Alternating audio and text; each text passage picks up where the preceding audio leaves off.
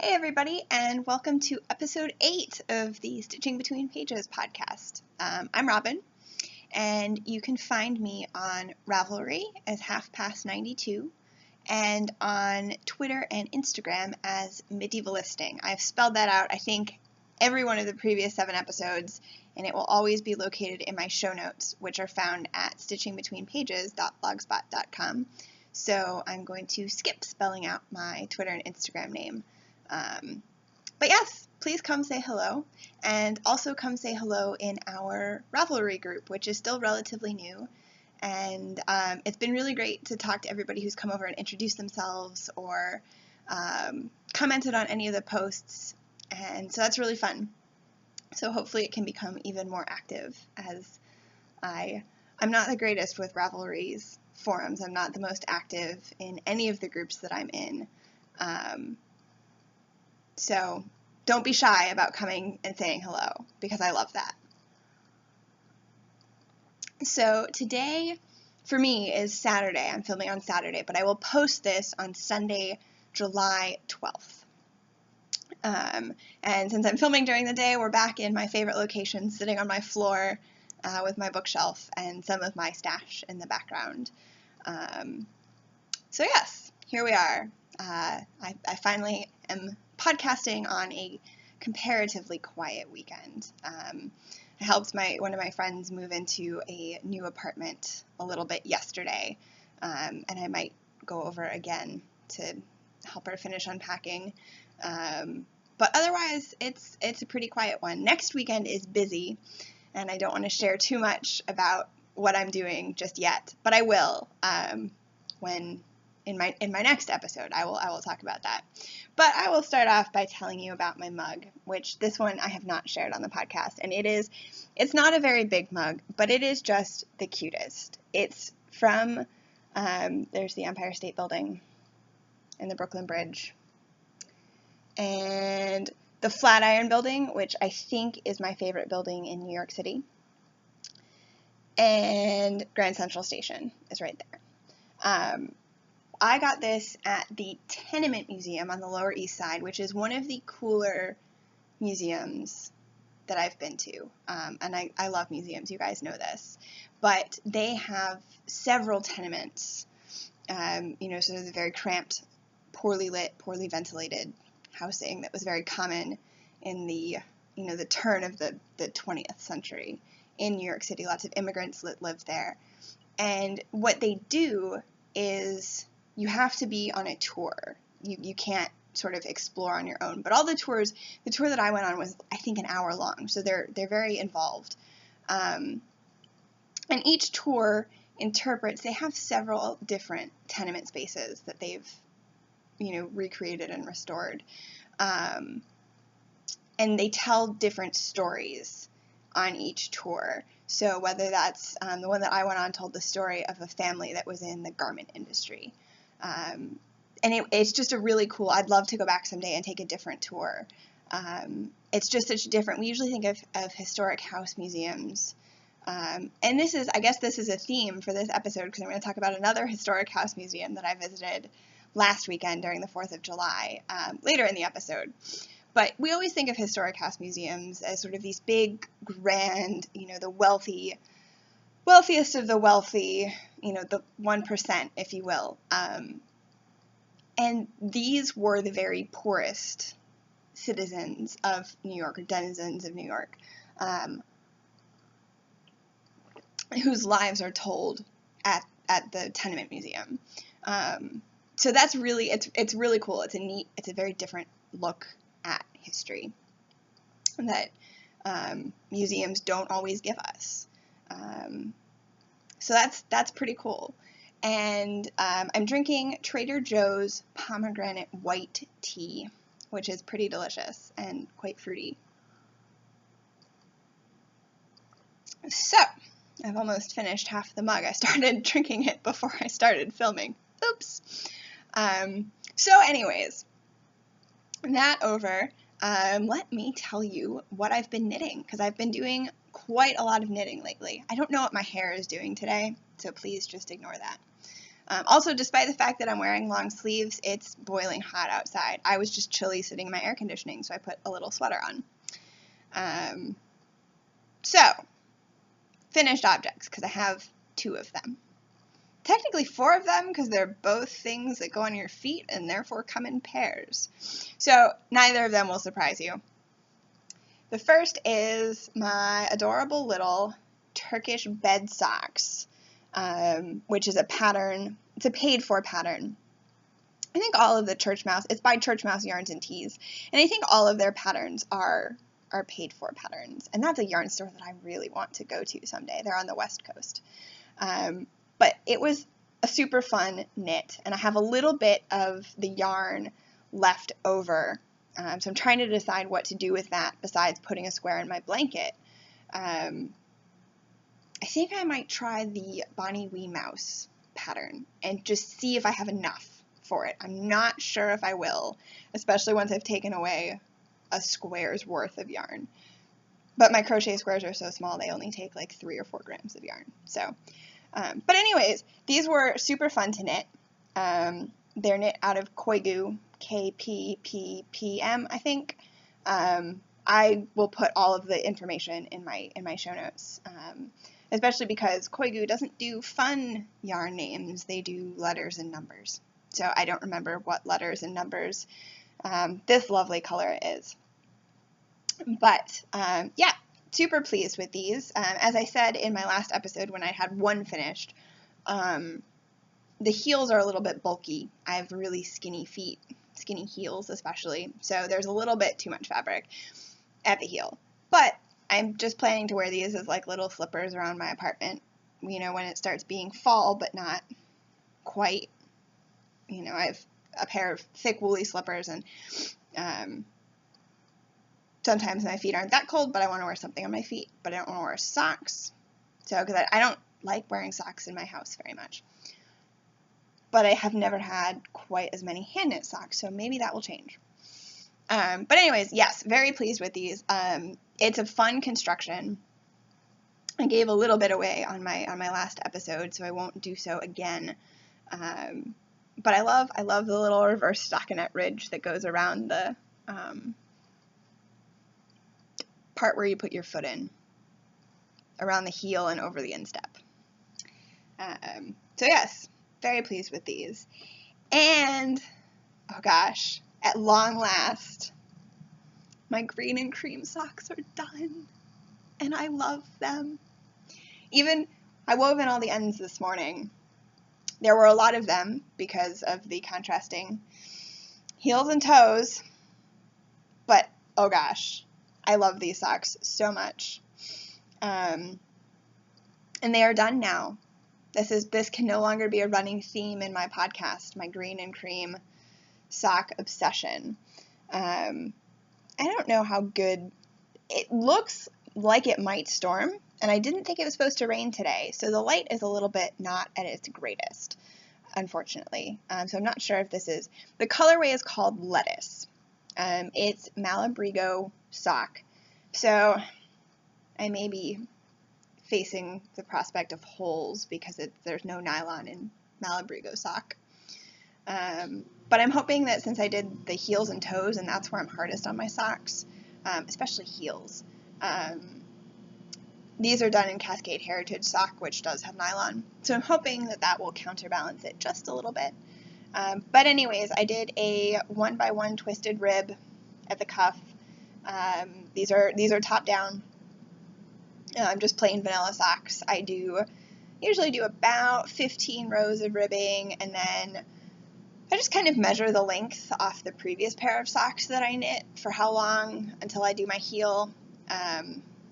So it is what it is. I do 64 stitches on US 1s, which I believe is a 2.25 millimeter. Yes, it is.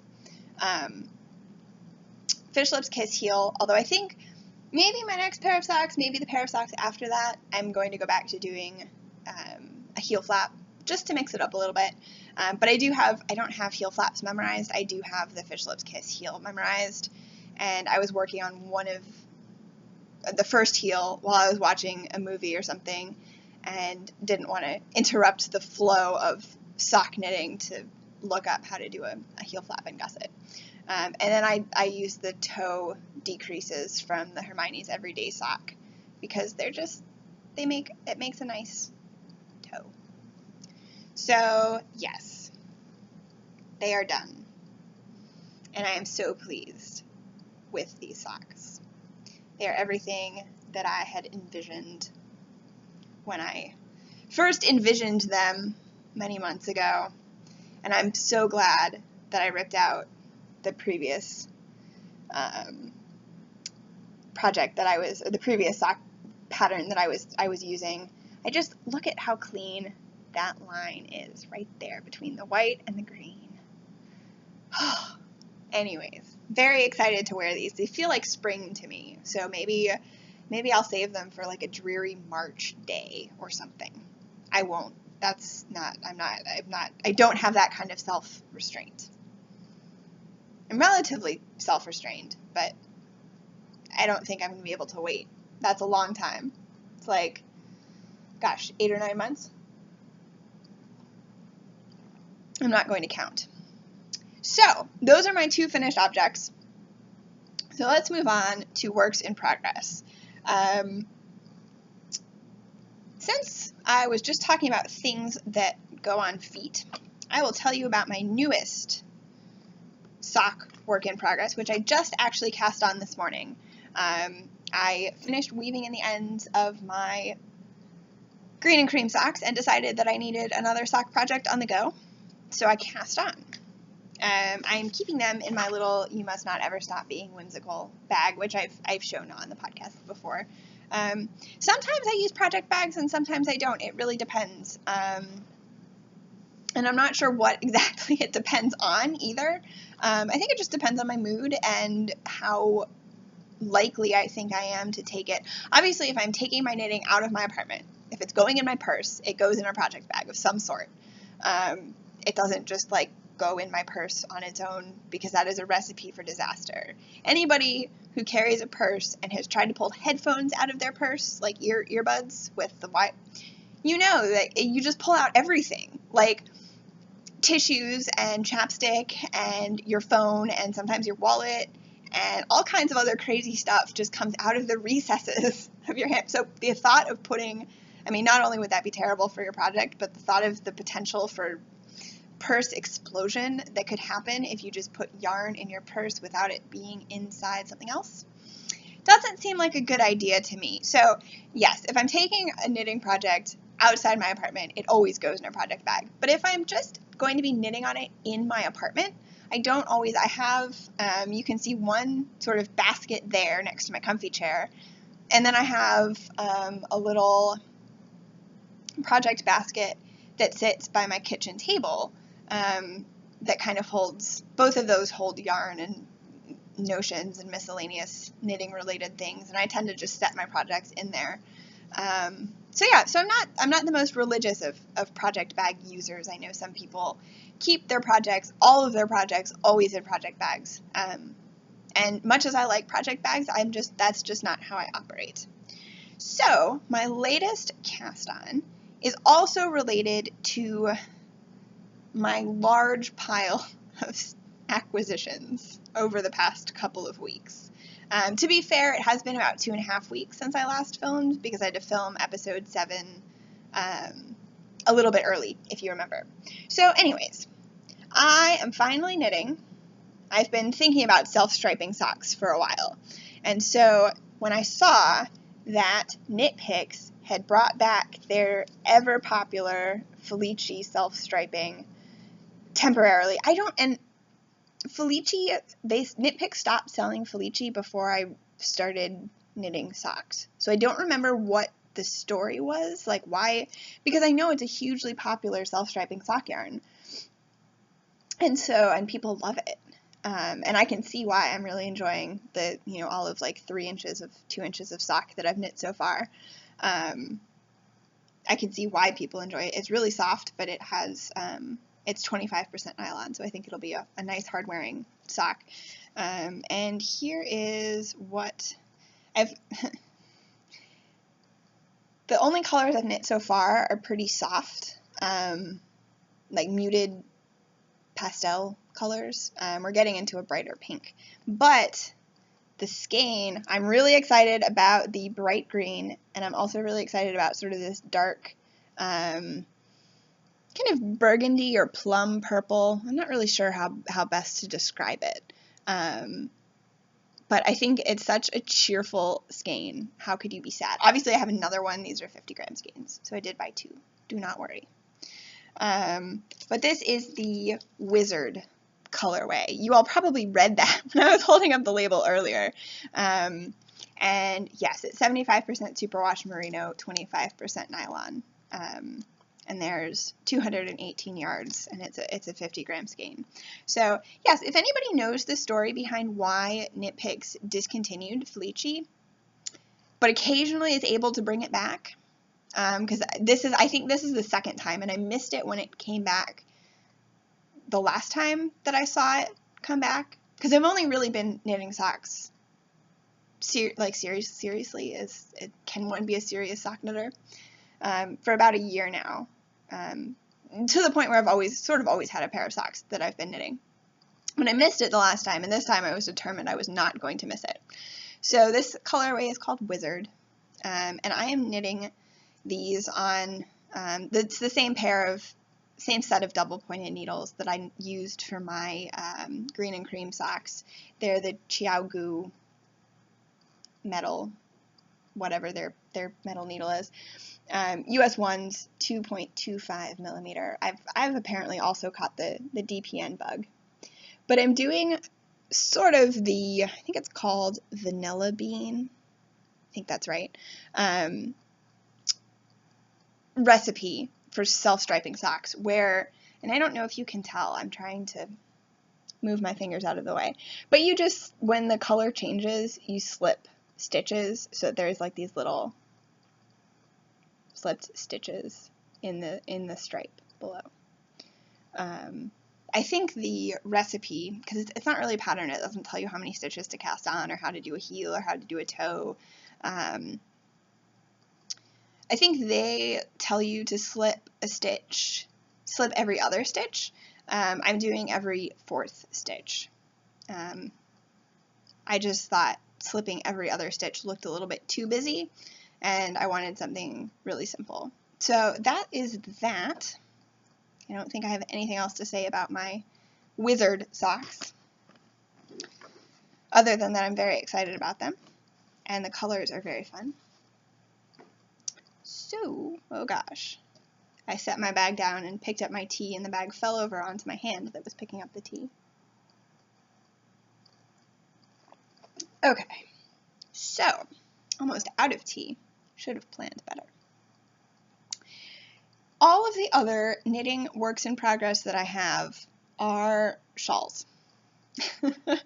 And you might have seen on Instagram last weekend, it was the 4th of July holiday in the US. So I hope that all of you who are in the US had a lovely 4th of July weekend. The 4th was Saturday. I had Friday off of work for the holiday. And it's also, since I last podcasted, we've also had, if I have any viewers in Canada, Happy Canada Day. That was July 1st, I do believe. And it's almost, I know I have at least one French viewer, it's almost Bastille Day, so happy Bastille Day. All of the independence-related holidays crowded around the first half of July. But anyways, if any of you follow me on Instagram, you will have seen that last weekend I cast on 2 shawls in the same, like in the space of 24 hours. I think it was from Thursday night to Friday night. I cast on 2 shawls. But I've actually done a fair amount of work on both of them, and since when I posted them on Instagram, they were like little teeny tiny baby shawls, and both of them have grown substantially.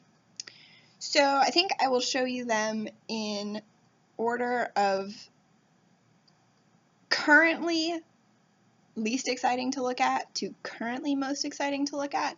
I'm enjoying knitting all of them. None of them are boring me.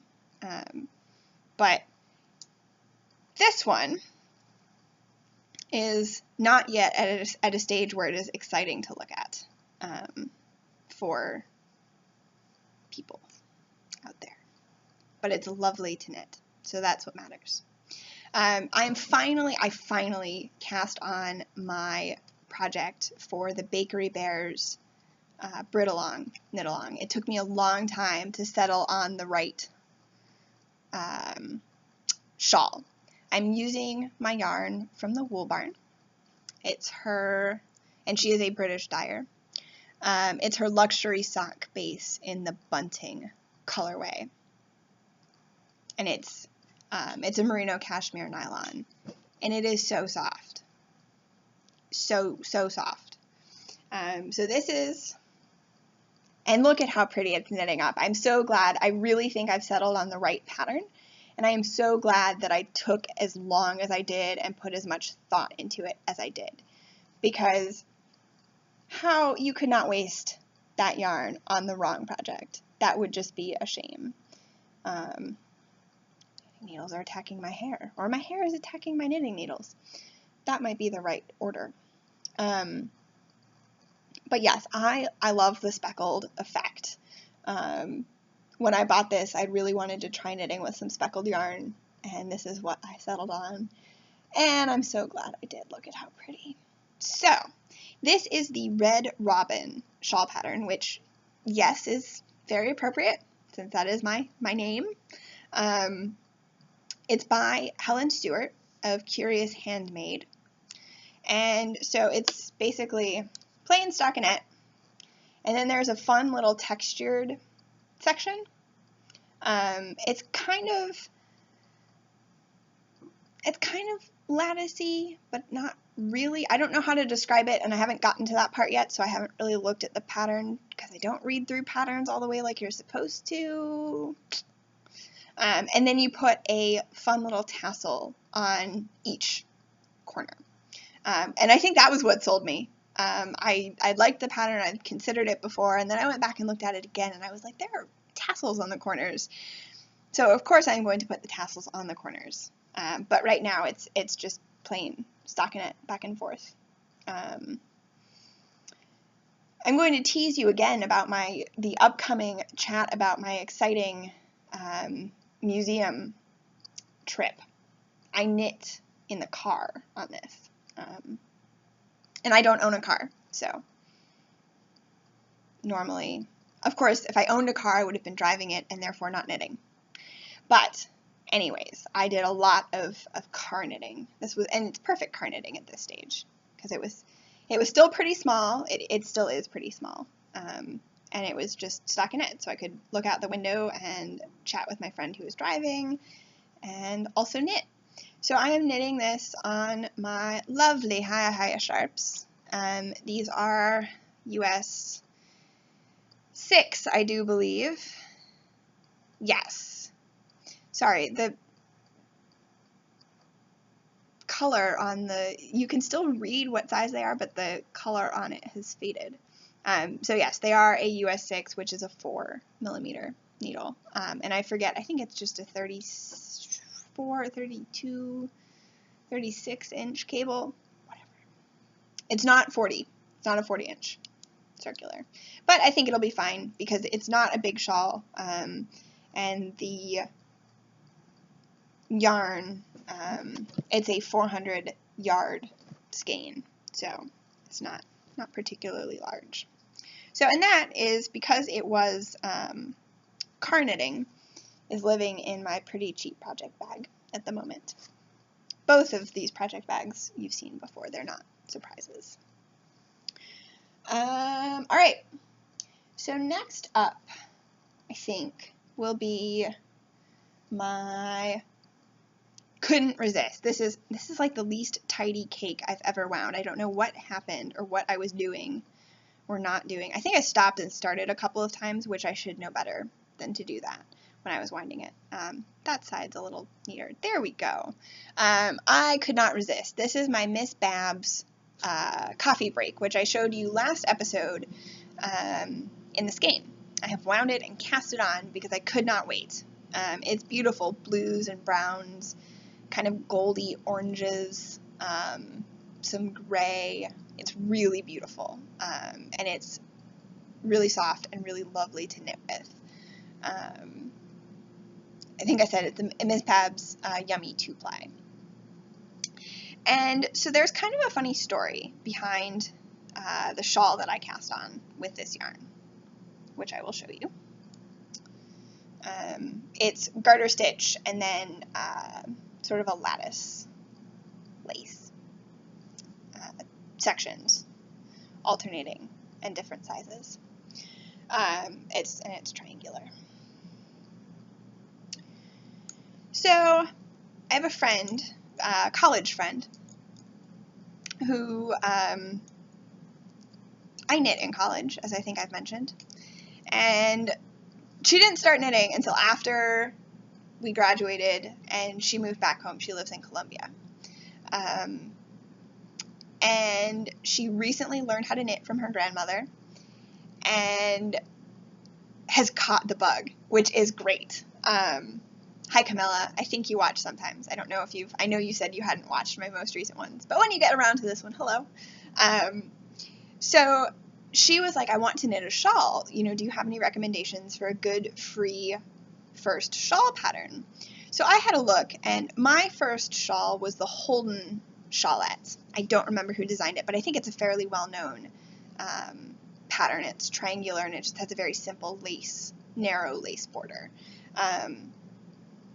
And it was free when I knit it, but the designer has since, I think, added some features and added different things that you can do, different sizes and different yarn weights to knit it in, and it has made it a paid-for pattern, which I think is fine. I don't mind paying a little bit of money for a knitting pattern, and I might pay a little bit of money for that pattern. I don't think I saved it on my computer, which was silly, but I'd like to knit it again. Because the one that I knit, it ended up being a Christmas present for somebody. So that was going to be my first recommendation, and then after that I kind of knit some much more adventurous lacy shawls. So I wanted something simple, and so I did a search on Ravelry, and I came across this pattern, which is called Raina. It's a free pattern on Ravelry designed by, I'm looking down, I have it, I actually did some show notes. Amazing. Designed by Nora Levola. Sorry, Nora. Ooh. And so I thought, oh, this would be really great because it's garter stitch, it's triangular, but there is a little bit of lace for interest and a lattice. It's yarn over knit too, and then the other direction it's slip knit. It's pretty straightforward. The plain sections are garter stitch, which I think is lovely and easy, less purling. Not to imply that I don't mind purling. But I recommended this Raina pattern to my friend. And then in my last episode, I asked for some ideas of things to knit besides socks with Miss Babs. And Sue Ann, who is Jazzy Java on Ravelry, recommended this pattern, Raina. She said she'd just cast one on, not in Miss Babs, but in a different highly variegated yarn, and thought it would be great. And it's a pattern that's designed, I think, for Miss Babs and other highly variegated yarns. And I said, how funny, because I just, days earlier, had recommended this pattern to my friend. So we had a Skype date and cast on together. I have no idea how far she is, but this is how far I am. And I haven't knit on this in a couple days, but I'm very much enjoying it, and I just love how it's coming out. I love the colors, and the yarn is lovely to knit with. So I think I'm mid garter stitch section. I'm definitely I'm using an app on my phone to keep track of the rows because I can't count. I'm hopeless at counting things. And this shawl requires counting for each section, just the number of rows. So that is that. My last shawl in progress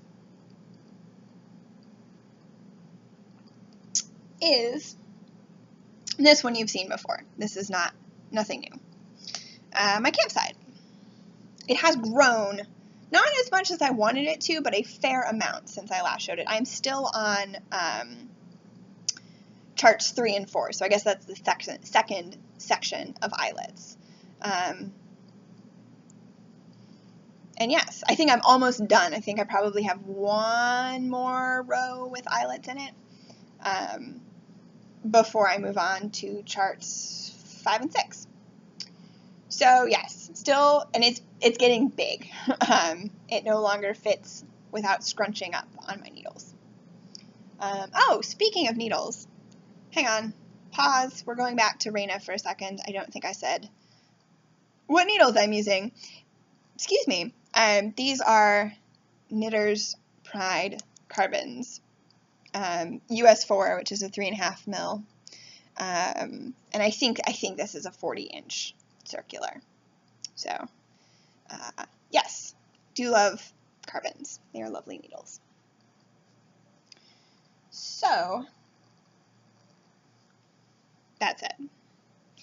Also on Knitter's Pride carbons, except this time these are US 7s, which is 4.5 millimeter, and I believe this is also a 40-inch circular. So yeah, it's coming right. I don't think I have a whole lot else to say about it other than that it's coming right along. It's getting big, and I've been knitting on this a lot and rewatching Torchwood on Netflix because I felt like rewatching Torchwood. So that's what I'm doing. And I'm knitting, this is the first skein. I have a second skein that I hope to use pretty much all of it. This is Loop Studio in the charcoal colorway, which is yarn that is made for Loop in Philadelphia. So good stuff. I printed off the pattern, so that makes it much easier to work on. You would think that I would be able to memorize. The chart is really simple. The eyelets just, each row, they shift a little bit so that the eyelets are off center from row to row.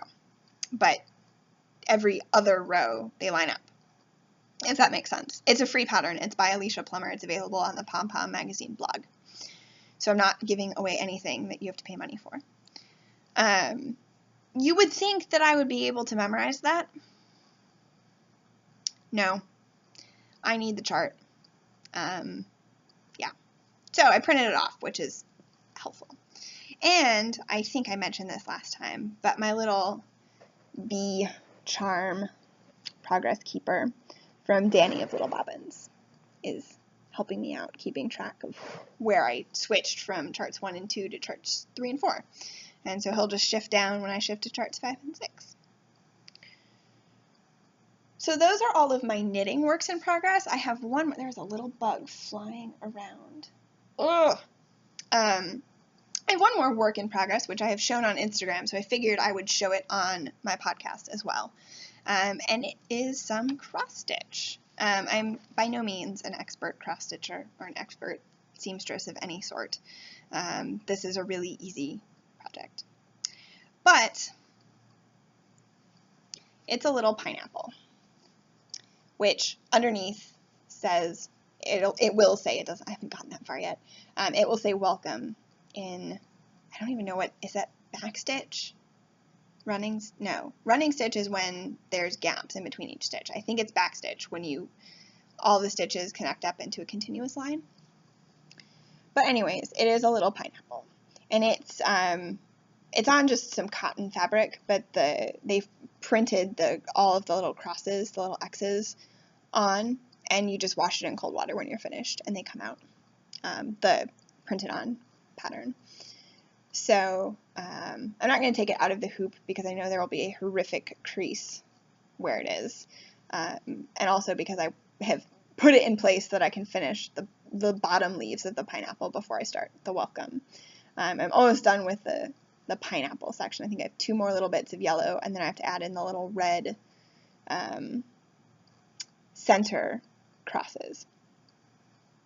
But pineapples, for those of you who might not be familiar, because I was not familiar until I moved to this area, in the south of the U.S., it's a symbol of hospitality, pineapple, because in sort of the early modern world, pineapples were very rare. And so they were, wealthy people had pineapples, and it became sort of, if you could afford to have a pineapple, you could afford to be very hospitable.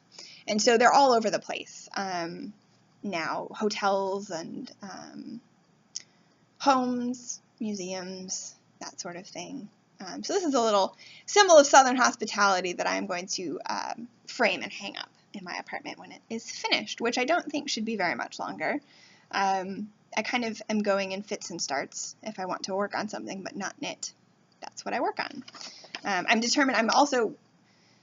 I've been cross-stitching a little bookmark with columbine flowers on it for over a year now, and that's not done. It's a project that should have taken me like 2 weeks maximum, but it's languished. It's almost done. I should really just finish it. I'm much better at finishing my knitting projects. So I guess cross stitch is one of those things that I go in phases. So no more tea. Very sad. I like this mug, but it is a little on the small side. So now let me show you my new yarn, and then I will talk about the books that I'm writing, and then I will talk about the museum. I think that's a good order. So as you've gathered from the my new socks, I placed an order with Knit Picks recently because their prices are good and their yarn is good. So there we go. And I got 2 colorways of Felici, the self-striping sock yarn, the Wizard that I showed you, and this one, which is called Baker Street. It's some nice grays, kind of a taupe color, a light brown, and a light and a dark blue. So obviously a Sherlock Holmes reference with Baker Street. Yeah, so those will be socks. And then the rest of my Knit Picks order consisted of the yarn for 2 lightweight tops, garments, because I told you that my Bonnie top really got me started on the idea of knitting garments that were not for winter. And I had ideas in mind, but was resisting ordering anything until I finished Bonnie, which I did. So the first one is for this pattern that I have mentioned twice and could never remember the name of. And it's for sale on Knit Picks, and I think it was designed specifically for them. And it is a paid for pattern, but I will try to show you. It's called the Strand Hill cardigan. Oh gosh, it's for use exclusively by me. But that's what it looks like. It has this beautiful, it is knit top down, which I have never done before. I've always knit garments bottom up. But it's knit top down, and it has this beautiful lacy, I think it's Estonian lace panel down the back, and then matching panels down the 2 fronts. Obviously cardigan. So I'm very excited to knit that, and I ordered the yarn that they recommend in the color that the pattern is photographed in. It's Stroll Fingering in the Dogwood Heather colorway. I'm not a pink person usually, but the cardigan just looks so good in this color, and I didn't particularly like any of the other colors. So it's just a very soft, lightly heathered pink. So Stroll is 75% superwash merino and 25% nylon. It's really soft, actually. I'm very impressed. So it will make a very nice cardigan, I think. So that will be on the needles at some point. I don't know how quickly, but it will be. And then I ordered, and I obviously ordered more than one skein, but I only brought one skein over. And the same is true of this, which is Alpaca Cloud in the Beth colorway. They have a bunch of names, a bunch of colorways that are named for characters in classic literature. So I think Beth is probably Beth from Little Women, right? That would make sense. I think there was a Jo colorway as well. There was Darcy and Heathcliff, both dark colors. I think one was a navy blue and one was a not quite navy blue. But there were a lot of colorways named for characters from classic literature, and I just love this purple. It's really, really pretty. But it's 100% baby alpaca, I think. Yes, 100% baby alpaca. It is a lace weight, so there's 440 yards in this 50-gram skein, and I have 3 skeins. And I was thinking that I was going to knit the featherweight cardigan in lace weight. The pattern is written for both fingering and lace weight, if I understand correctly. But then on her most recent episode, Isabel of the Fluffy Fibers podcast, she is knitting a cardigan called Lobelia, which has the raglan increases for the, I think they go this way. I think that's right. And it's a little button-down cardigan. But the raglan increases have little lacy flowers on them. And it's a pattern that is in the Pom Pom Quarterly magazine. I don't remember which issue. But I think I have the issue that it was in. So if I do, I might knit that instead. So we'll see. But I think this is destined to become a garment. So after all that talk on my last episode about how I do not buy and then stash garment quantities of yarn, I seem to have just done that. And as if that's not enough, I bought so much yarn. I placed an order with West Yorkshire, I placed an order with Love Knitting of West Yorkshire Spinners. Because they're shipping, it was my first order, and I think you had to spend a certain amount, and you got free shipping, which was a deal that was a really good deal, considering that Love Knitting is a UK-based company. And so, obviously, Dan and Kay of the Bakery Bears have talked quite a lot about West Yorkshire Spinners recently. And so I am one of those people who could not resist the blue tit colorway.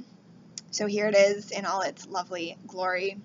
And yep, I'm really excited to knit socks with this. I was torn. I was going to cast on these, and then I decided I wanted to cast on self-striping. So maybe I'll have 2 pairs of socks on the go because I want to knit with this right now. I actually had in mind, before I ordered all this sock yarn, I had my next pair of socks all planned out. It was going to be a skein of, it's not Regia or Opal, but it's another one of those, I think it's a German brand. Anyways, it's another sort of self-patterning yarn that I've had in my stash for a while. And so that was going to be my next socks, but now that's like 3 or 4 pairs of socks down the list. Oops. So I have blue tit, and then I also ordered, I think this is bullfinch. Does it say? Does it say? It does not say. What the heck? I'm pretty sure this is bullfinch, but it's the same West Yorkshire Spinners signature 4-ply. I'm not usually like red, but I liked the way it looked knit up, so we shall see. Okay, that's it. That's all the yarn I've acquired. We're gonna stop now. So I'm gonna talk about my book that I'm reading. As a friendly reminder, also, we are in I think, is this the last week? Coming up to the last? We're almost done with our Cat's Eye read along with Jeanette of the Bookish Stitcher podcast. So it's never too late. If you have not read the book and want to join in now, please do. And I'm going to try to post some thoughts and questions in the Cat's Eye Read Along thread on my Ravelry group, which is something that I've been meaning to do and have not quite done. So come over, and hopefully there will be a post there to get you thinking about if you've been reading along with us. I hope you're all enjoying that. I'm really having fun reading the book and knowing that there's lots of other knitters out there who are reading it too. So currently my other book on the go is Anne of Green Gables. I've been in a major slump lately with my reading. I've started some books and read a chapter or two and then put them down and not pick them up again. I've started fiction, I've started nonfiction, I've started different kinds of fiction and nonfiction, and just nothing is quite sticking. So,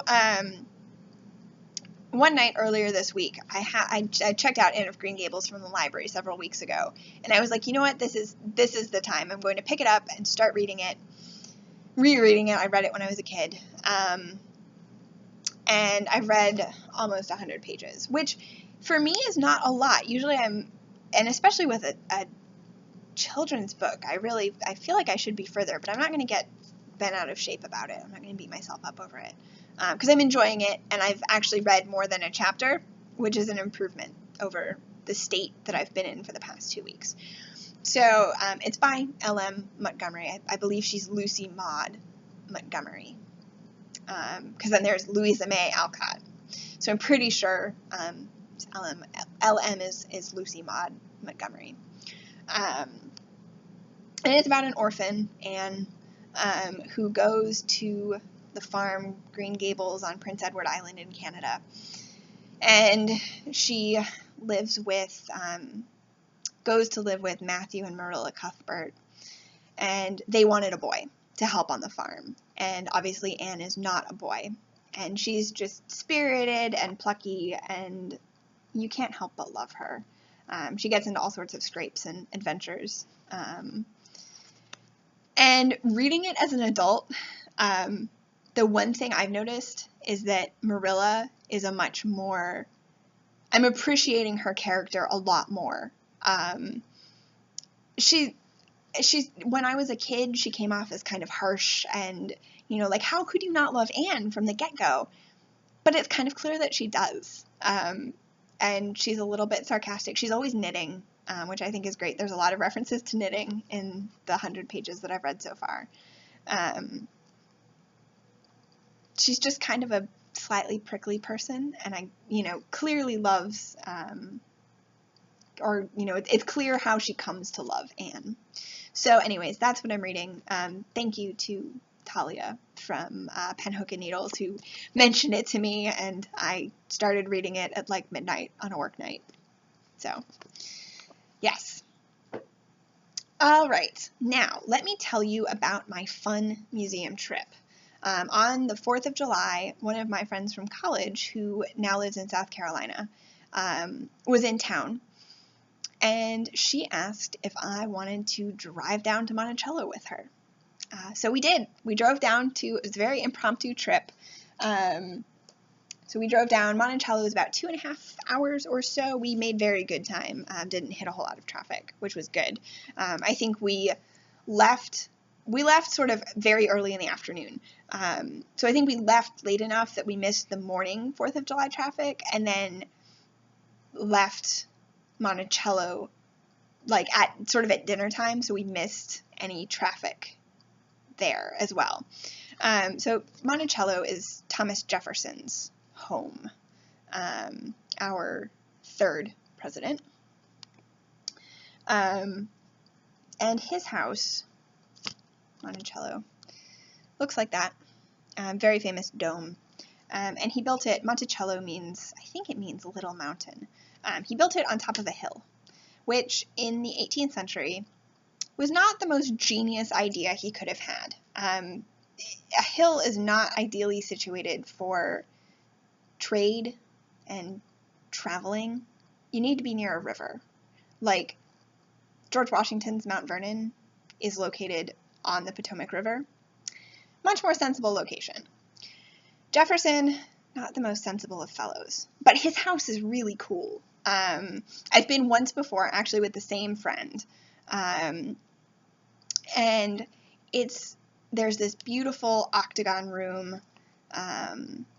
There's obviously the dome. The tour goes through just the first floor, so you don't get to see the room that's underneath the dome. But you get to see Jefferson's private spaces, his bedroom with an alcove bed so it's between, there's a wall at the foot and a wall at the head. But unlike most alcove beds, there's not, both sides are open. And one side kind of looks onto like his dressing area, but the other side is, there's some like telescopes and a book stand, a revolving book stand, and his various, he has a barometer and a thermometer, and because he was very interested in weather and made detailed records of his weather, or of the weather around Monticello every day. There's his books. They have, obviously not all of them were owned by him, but they have many of the editions and titles that he owned. Jefferson spoke, I believe, 6 languages or 7 languages, and has books in all of them. Greek, Latin, French, German, I think Italian, Spanish. Spanish, I know, because he has Don Quixote. Yeah. It's a beautiful house, and it's kind of a quirky house in some ways, but it's really beautiful. So anyways, my friend and I went to Monticello, and then we went to a vineyard afterwards, and enjoyed a glass of wine overlooking the hills in that part of Virginia. So while I was at Monticello, I bought a cookbook, the Beekman 1802 Heirloom Vegetable Cookbook, and I believe this is their 3rd cookbook.